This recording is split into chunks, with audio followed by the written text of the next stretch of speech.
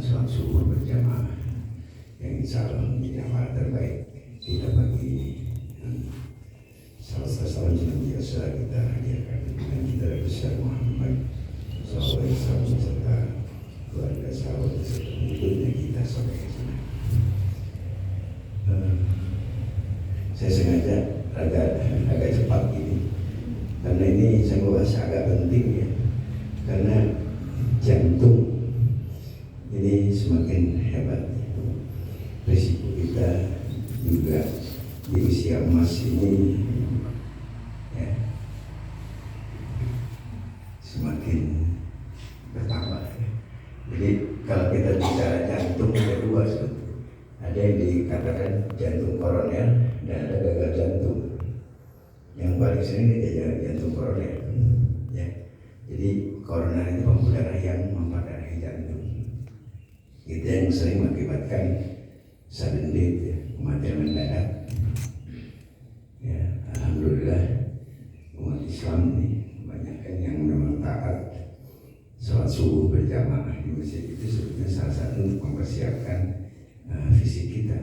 Manakala irama sirkadian kita menurun, melatoninnya sudah hilang, kemudian diganti oleh serotonin, itu pacuan jantung hebat. Jadi biasanya kalau biasa bangun jam 6 pagi agak wah itu sering terjadi sudden death dan sebagainya. Alhamdulillah kita umat Islam sudah dipersiapkan sejak jam 3, jam 4 sudah mulai aktivitas fisik ini secara bertahap ya. Memang kalau kita bisa masalah penyakit jantung koroner itu ada faktor risiko yang bisa dirubah dan tidak bisa dirubah. Tapi jangan terus terlena. Apalagi faktor risiko yang dirubah bisa dirubah, yang tidak bisa dirubah kan usia. Ya, usia semakin tinggi itu ya semakin berisiko tinggi untuk jantung koroner.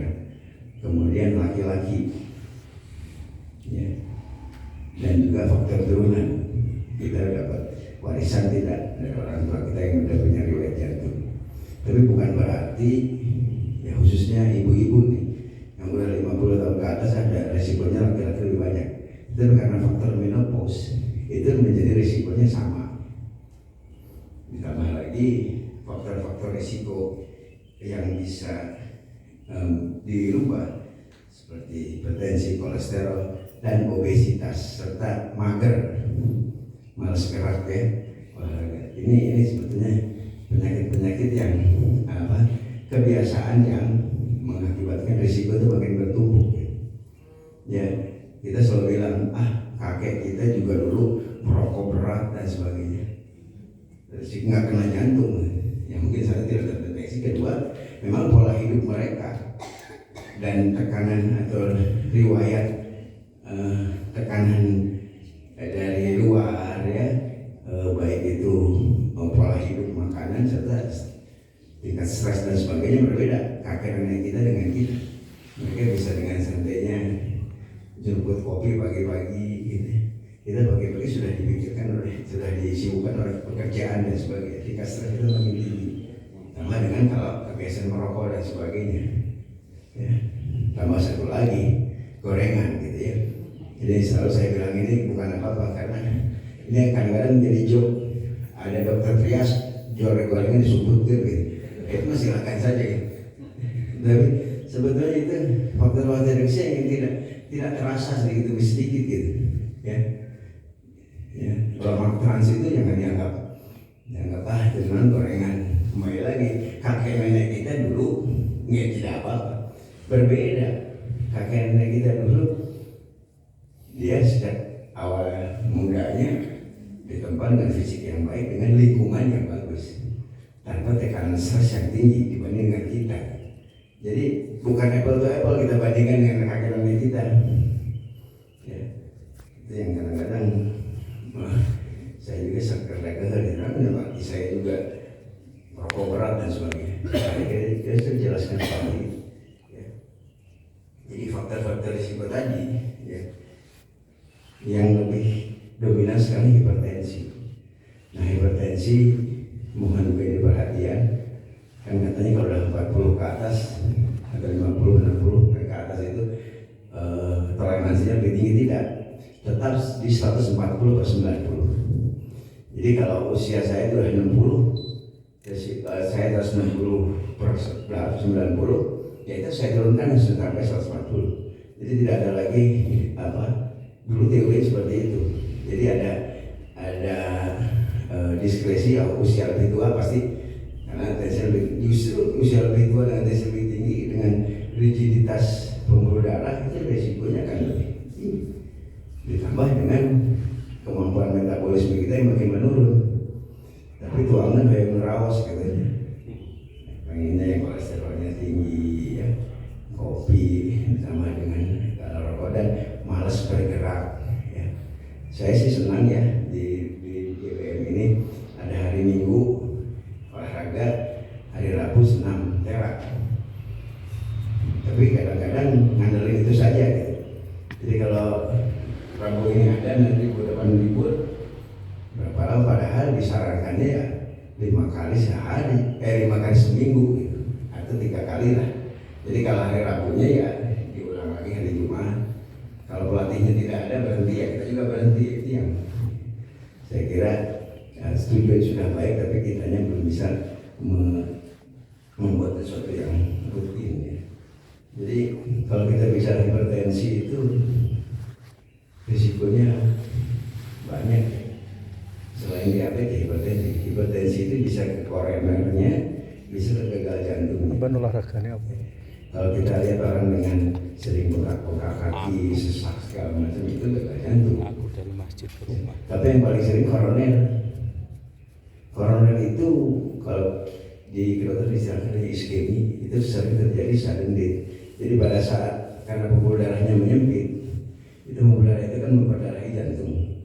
Kalau kita hanya jalan kaki, ya, kemudian aktivitas ringan dengan pembuluh darahnya menyempit itu suplai oksigen dan nutrisi ke jantung masih terpenuhi.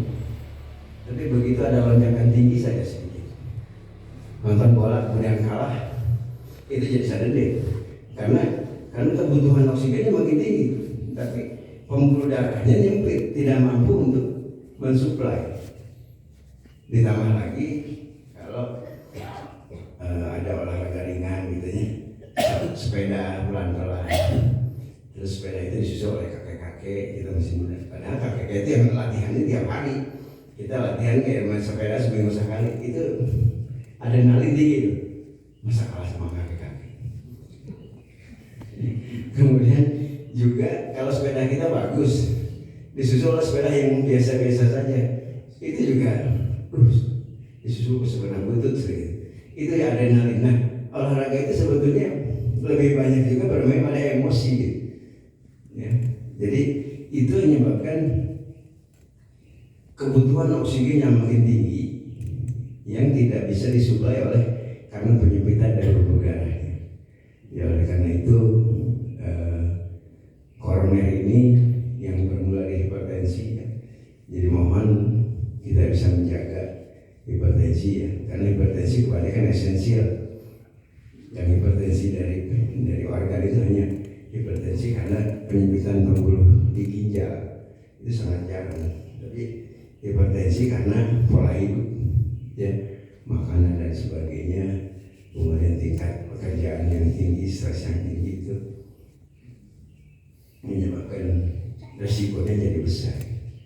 Ya, jadi itu saya mengingatkan saya pribadi dan juga untuk kita semua bahwa salah satu pintu masuknya selain memang diabetes ya, penyakit segala macam, itu salah satu hipertensi. Jadi berkawalah untuk hipertensi dan jangan memaafkan karena usia saya 160 itu saya masih ditoleransi tidak. Jadi harus tadi 140. Jadi harus kita jaga betul karena koroner ini yang pembunuh nomor 1 di dunia ya. Jadi, mohon ini menjadi perhatian buat kita semua dan jangan mengentengkan gorengan dan rokok serta olahraga ya. Itu saja mungkin yang saya sampaikan, mudah-mudahan ada manfaatnya. Benar-benar dari Subhanahu wa Ta'ala dan pesan bagi saya. Mari kita mulai hari ini dengan baca Al-Fatihah.